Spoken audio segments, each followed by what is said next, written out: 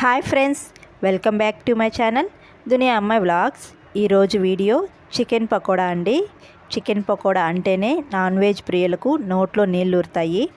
అన్ని మసాలాలు కలిపి పెట్టుకొని చిటికలో చికెన్ పకోడా చేసుకొని తింటే చాలా బాగుంటుంది.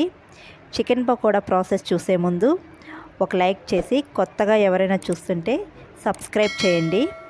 నేను చికెన్ పకోడాకి 1/2 కిలో చికెన్ తీసుకొని వాష్ చేసి పెట్టుకున్నానండి. వాష్ చేసుకున్న తర్వాత అల్లం వెల్లుల్లి పేస్ట్ 1 స్పూను, 1 నిమ్మకాయ తీసుకొని రసం వేసుకోవాలి. తర్వాత 4 పచ్చిమిర్చి, కొత్తిమీర కొద్దిగా, కరివేపాకు కొద్దిగా, రెడ్ చిల్లీ పౌడర్ 1 స్పూన్ వేసుకోవాలి. తర్వాత గరం మసాలా 1/2 టీ స్పూన్ వేసుకోవాలి. సాల్ట్ రుచికి తగినంతగా వేసుకొని కార్న్ఫ్లవర్ 2 స్పూన్స్ దాకా వేసుకోవాలి. తర్వాత పెరుగు కొద్దిగా వేసుకొని 1 ఎగ్ కూడా పగలగొట్టి వేసుకోవాలండి. ఎగ్ వేసుకున్న తర్వాత అన్నీ బాగా కలుపుకొని 1 అవర్ ఫ్రిడ్జ్లో పెట్టుకోవాలండి.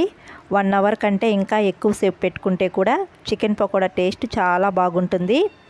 1 అవర్ తర్వాత ఫ్రిడ్జ్ నుండి తీసి మళ్ళీ ఒకసారి బాగా కలిపి చికెన్ని డీప్ ఫ్రై చేసుకోవాలి. స్టవ్ పైన బాండీ పెట్టుకొని ఆయిల్ వేసుకోవాలి.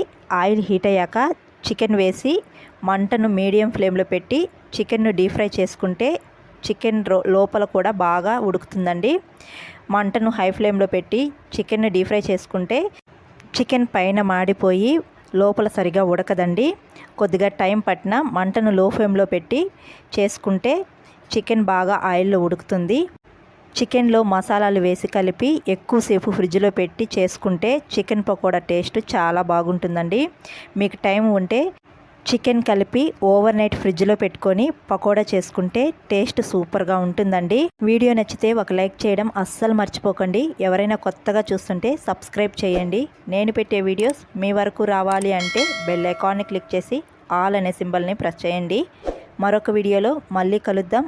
అంతవరకు to follow Duniya Ammayi vlogs. Thanks for watching. See you all. Bye.